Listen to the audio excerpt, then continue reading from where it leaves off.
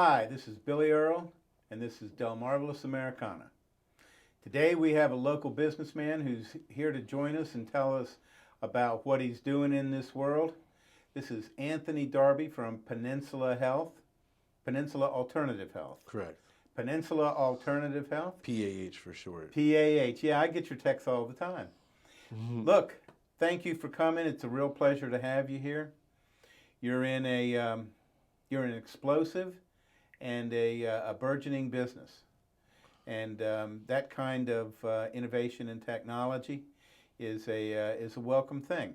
How did you get into this business? Well, two things. One is I had found a use for cannabis shortly after college, and found a way to start using cannabis in a way that I found to be very therapeutic. And I was working for companies like American Express and in that corporate lifestyle where, using cannabis was clearly frowned upon, and you could definitely lose your job. And as I started opening up some of my colleagues, it was almost like I was telling them this like crazy secret that somehow like you could use cannabis during the day and just like routinely and still be the highest performing individual on the team and still have a lot of energy and perform well. And so I always kind of felt like this outlier where a lot of the folks that appreciated cannabis or used cannabis like I did, they didn't necessarily share my energy levels or my drive for to pursue my job, and I was constantly wanting more, and I'm a very high achiever. So I kind of found myself like in this middle ground, and I was working in Northern Virginia at a job that was supposed to be a prestigious job, but not getting a lot of satisfaction out of it. And at the time, I had a really lengthy commute. I just had my first daughter, and it was the first time that I was really feeling very unsatisfied in my career path, even though I was making good money and even though I had this job that others sought after. It just felt very blah to me. The money doesn't cure a lot of stuff. It doesn't. And when you don't have a child, quite honestly, you can use the money to get a lot of enjoyment and have a pretty carefree lifestyle. So it was really cool. I had a house young. I was able to provide for myself in a way that my friends weren't. So at the time, it was very rewarding. But it became this point where it was not rewarding any longer. And I didn't make the choice. A company had purchased my company, and they had laid off about 75 of us all on the same day, 2 days before Valentine's Day. And St. Valentine's Day Massacre. Kind of. And a lot of people were very upset. And I just remember having this feeling like, you didn't really like this job anyway. And they gave me a severance package. I know how, if I want to get another sales job, I have 10 people I could call tomorrow that'll give me a job. Like, take some time here for the first time in your life. My dad had gotten sick when I was younger, and I took care of him. And since I turned like 19, I've really taken on a ton of responsibility. And I was sitting there at 28, 29, having a much different last 10 years than a lot of my peers did. So what's going to give me some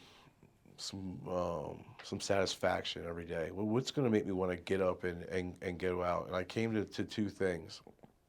One was I've always played lacrosse. I coach lacrosse. Right now I'm coaching a program at UMES. Okay. For the first time, they have a program there.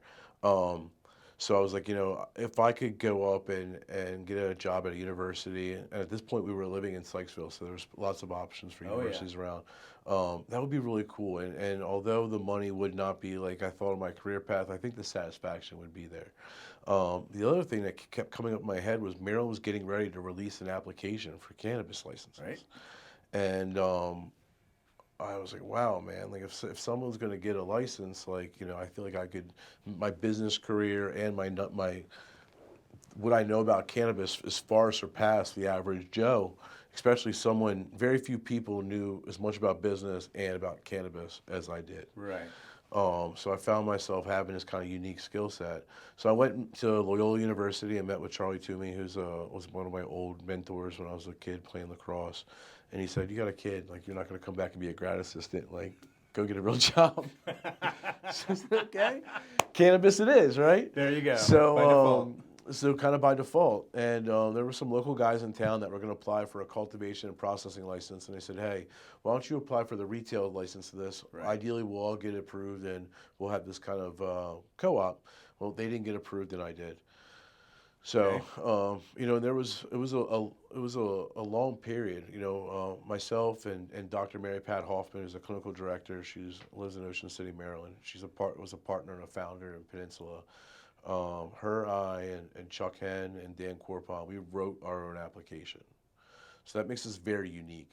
Okay. Most folks are paying consultants and attorneys, and they're paying, $150,000, $200,000 to write an application, and we submitted ours for $5,500. So it's like kind of one of our claims to fame, and truthfully, one of the things that gives us credit now is I'm doing a lot more consulting now than I ever have done before, and these opportunities in these new states like New Jersey. Right. It's because I can write an application. I know how to. It's a really great skill to have as there's new Unique skill, I bet. yeah, as there's new states coming on board, someone's got to write the application to apply. So long story short, we kind of stayed up day and night for 40 days. It was a sprint. And we submitted this application, and they were supposed to tell us in 90 days. And like my friends thought I was a hero, right? Like this guy, he left his job. He's not going to go back to corporate world. He's applying for a dispensary. It's like, hey, how's the dispensary coming? How's the dispensary coming? Like, didn't you say you were going to find out in January? It's like February, it's March, it's April, May. And we get to like May, and at this point, like I got one daughter and now another daughter on the way. And I was like, what am I going to do? And, I bartended when I was in college, and it's a knack. So did I. And it's a skill set. If you have it, you Yep. can do it.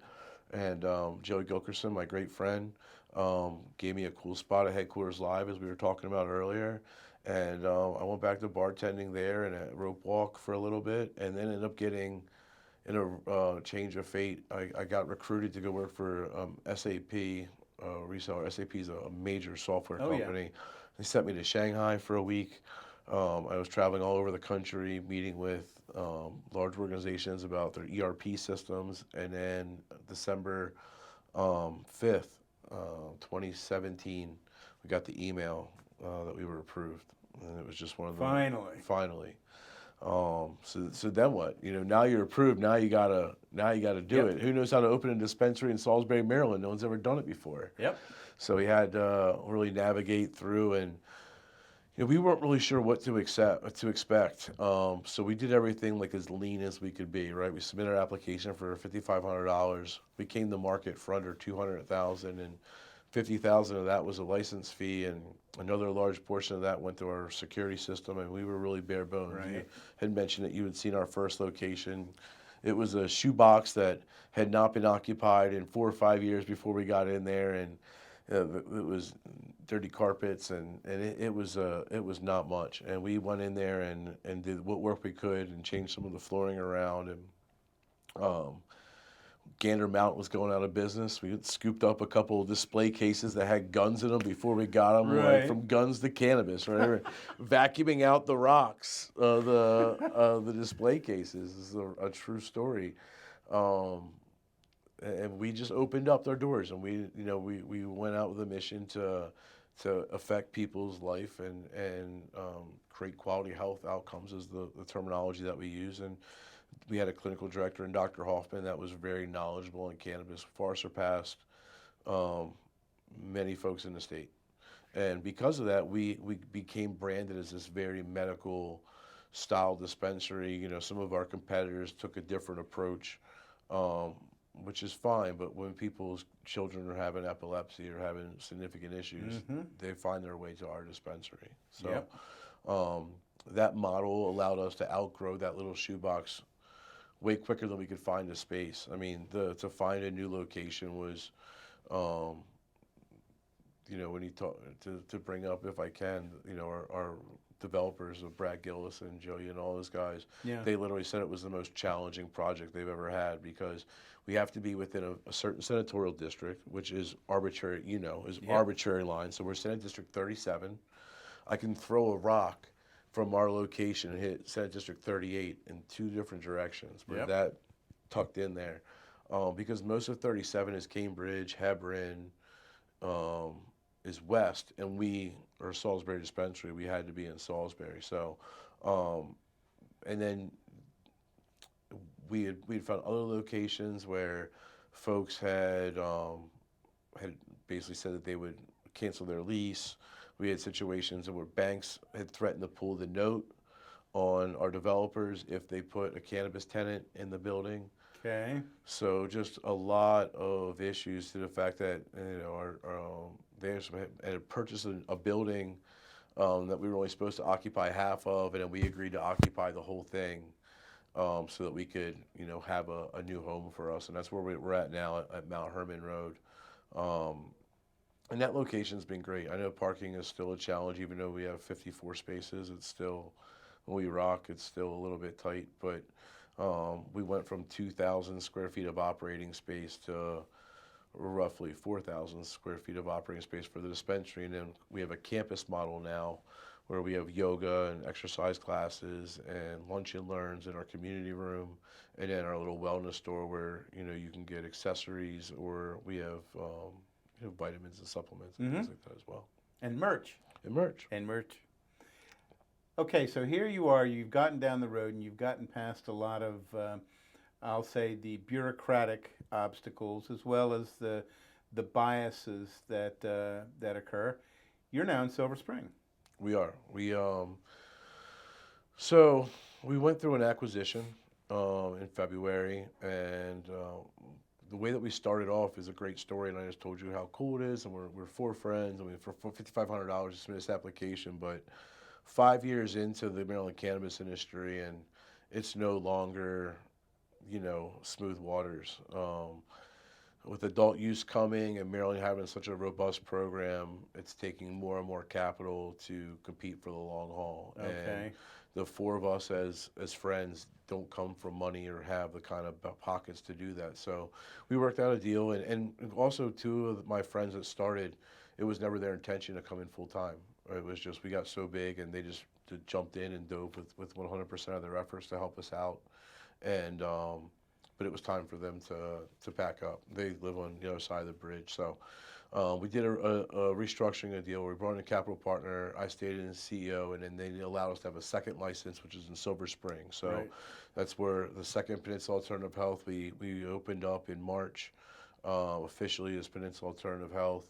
And it's been really cool to be able to meet with different stakeholders on that side of the bridge and share our model and explain to them, how we do things, because although there's a ton of competition over there, our model is still very much unique and different from our competitors. A lot of the dispensaries on that side of the state favor a more recreational style program, which is they own the license, and as long as they're not violating any rules and regulations, that's up to them to do. Yeah. But we had a very clear model in mind when we created our dispensary, and for me, as I mentioned, when I grew up and was growing up in my late teens and my early professional career, I gained a respect for the plant. It wasn't just how much weed can I smoke on a Friday and Saturday night. It's how can I use this as an actual tool to make me more alert, to give me a better quality of life. I have anxiety and depression, and utilizing cannabis has been one of the most effective tools for that. But it's not just by taking as many bong hits as I possibly can every day, right? It's finding a therapeutic balance. It's also making sure I'm exercising, I'm eating right, and I'm doing all these other things as well to help maintain this balance. But I wanted to make sure that when cannabis was introduced to this area, it was done in the most professional manner possible. That when good old Sheriff Lewis finds out there's a dispensary coming to his town, although he may not be thrilled, and he wasn't thrilled, he shook my hand and said, I'm a man of the law. The law says you can have a dispensary as long as you're not violating it, I'm not going to bother you.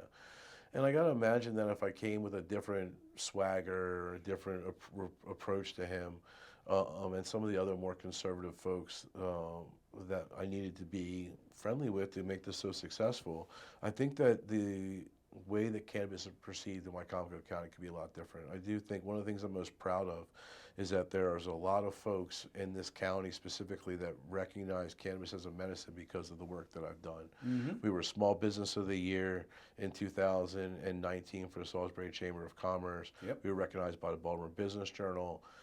We've done a lot to make sure that we are good ambassadors and stewards of this license, and I'm really proud that, you know, despite the amount of patience that we have, and not despite, but those things are all great. But the fact that for the long haul moving forward, cannabis is going to be accepted in Wycomico County, that's something that I'm really happy about because, you know, we live in Worcester County, you still can't get a tattoo, right? Like I think sometimes people forget how conservative the Eastern Shore can be on certain topics and different items. And cannabis could have easily been something that between a few county executives and councils, all of a sudden, next thing you know, they're making dispensaries go, you know, 45 miles from a school or some nonsense like that.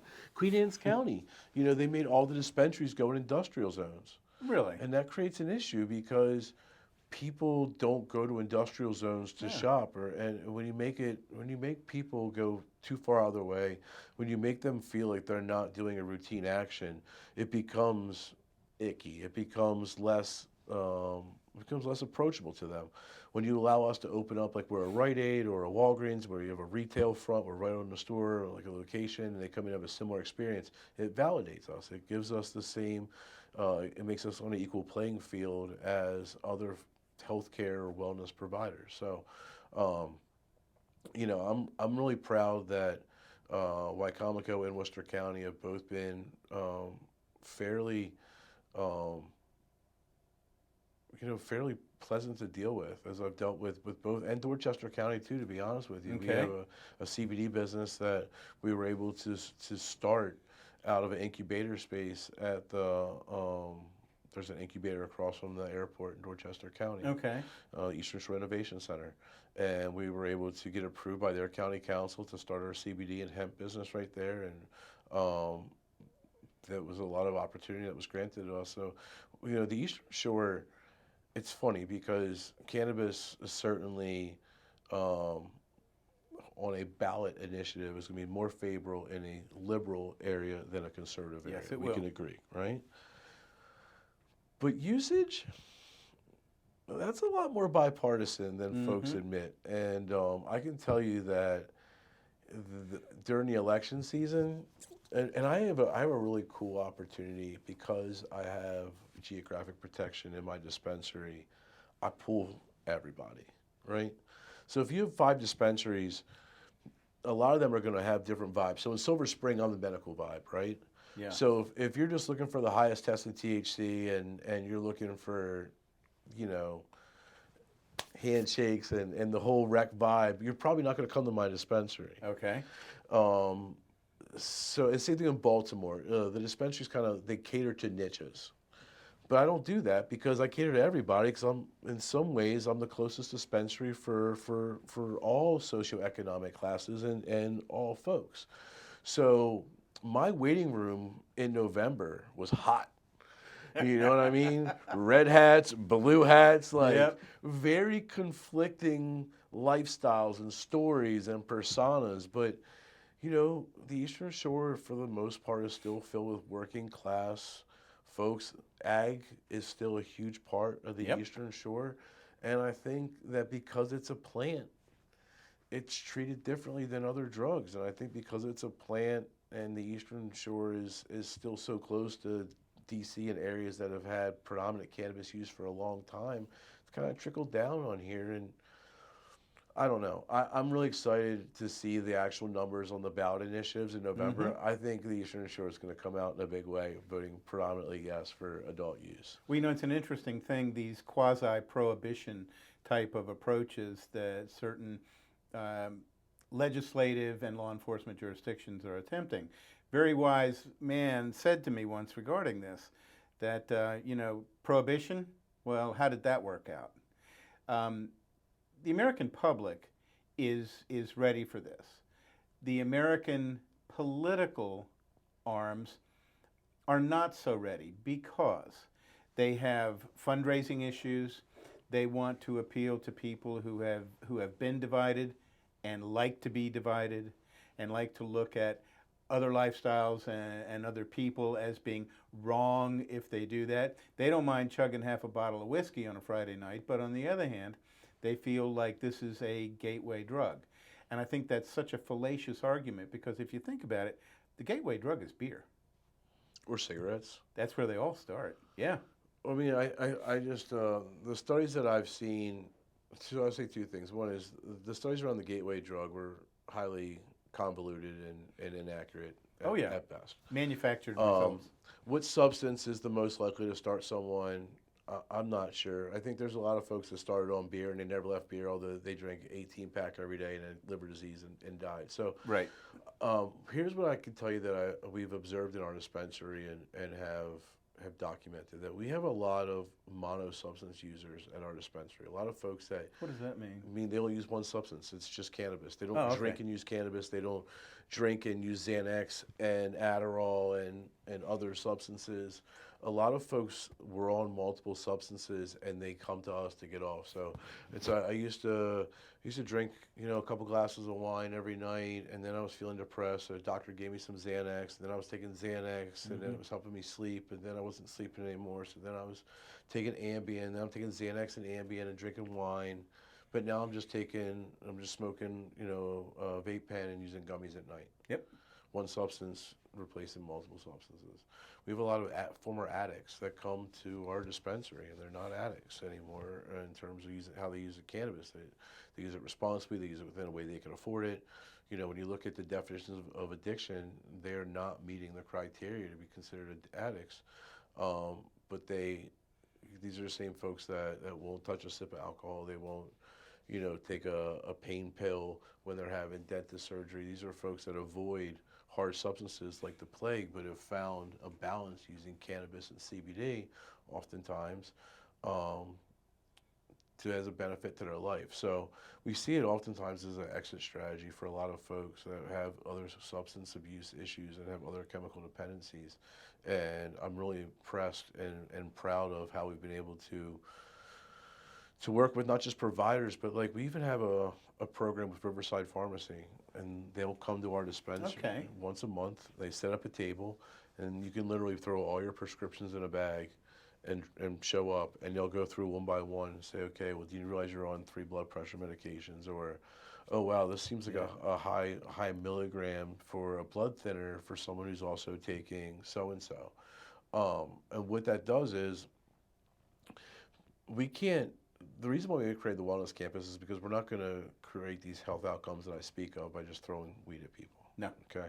If they're on a pharmaceutical cocktail that's ruining their lives, and I throw weed on it, they're still on that cocktail that's ruining their lives. And I don't want to bash pharmaceuticals, because what we found is that the best thing for our patients is to work hand in hand with the pharmacist. And let the pharmacist know, okay, they're using cannabis for X, Y, and Z, and this is the potential effects that we can do with that. But that's certainly not going to replace A, B, and C. So, but we can use less of some, and we can taper off of others. We have a plan and a methodology of how the pharmaceuticals and cannabis are going to work together to give that patient the best therapy. And that's really like the optimal way. We first started off, I think I had this chip on my shoulder because I saw how many of my friends got addicted to opioids. Yeah. I saw many of my friends, honestly, were addicted to Adderall. I had a lot of negative experiences with people on pills, oftentimes people that were judging me for using cannabis all the time. Right. So when I opened the dispensary, it was like, I'm going to show these guys. But it's not like that. It just isn't. I mean, there are drugs that are created that are absolutely they're amazing. What they're able to do and how they're able to save people's lives, and it doesn't need to be a us versus them. I'm concerned when big pharma starts overstepping its bounds into the cannabis space. They tend to do. But at the same time, this idea that practitioners shouldn't be knowledgeable in both, and practitioners shouldn't be using both as tools for patients. That why isn't CBD, which is known as an amazing anti-inflammatory, prescribed as much as ibuprofen is? Yeah. Right? These are questions that I want to ask. Or if ibuprofen is known to have long-term liver damage, could you prescribe 100 milligrams instead of 250 milligrams and CBD? And then what does that look like? So these are the things that excite me, and even as we look into adult use and cannabis becoming more regularly available to everyone, I'm still asking questions on the medical side. I'm still most curious on how it can be used as a wellness tool, not so much how can Salisbury University students have a new way of getting stoned out of their mind. Got it. Well, it's the educated approach. What's the future look like for you guys? I think for Peninsula, as we continue on this trajectory, I think, opening a couple more stores in Maryland is likely in our near future. And then just continuing to evolve. I mean, like locally, we're adding all new services we'll be delivering soon. We have vehicles coming within the next 30 days we're super excited about. That'll be really unique and cool. Just unique in the idea that you'd be able to simply go online and place an order and have someone deliver cannabis to your house. But then also even more important is, a lot of our patients are disabled. A lot of our patients struggle to get into us. Yeah. Or have to have caregivers come on their behalf. And now they'll be able to just place their order, it's being delivered right to their house and have that experience. So like short term, those are some of the things that are getting us excited. And then really the question will be is how are we adapting in the next 12 months to adult use? Okay. What does that look like? Does that grant us a license to run an adult use dispensary and a medical dispensary? Right. You see that in some states. Are we left out of the game completely? That'll be very challenging. If they say, I don't think this will happen, but this is one scenario is where they say, okay, medical guys, you've had the last 3 years or 4 years to yourself. So for recreational, we're going to have all new social equity applicants and all new applicants in general. And then there'll be 2 separate programs. When we've seen that style come into play, the medical program typically gets cannibalized, and it's not good for the patients because the profits are so much more advantageous on the legal side that's where the resources go. So one of the things that I'm very concerned about in the next couple months is Maryland has one of the best medical programs in the country.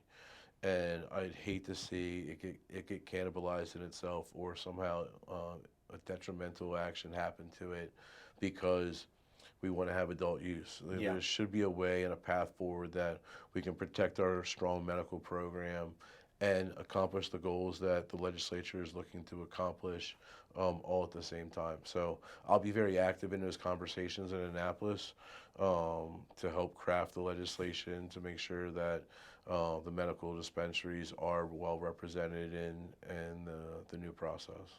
Beautiful. Look, we're going to wrap this up. I really want to thank you for coming over, but I do have one bone to pick with you. Okay. Go Maryland lacrosse. Go Maryland. Great year, huh? Yes. Undefeated. Absolutely. They are. They're doing well, and luckily, much different divisions. UMES is playing a 6-on-6 Olympic-style club program, and University of Maryland is trying to get another D1 national championship trophy. I think it's our year. I will hope them well, the best. Anyway, thank you so much for coming by. This has been Billy Earl on Delmarva Americana. Have a great day. Stay safe. Namaste.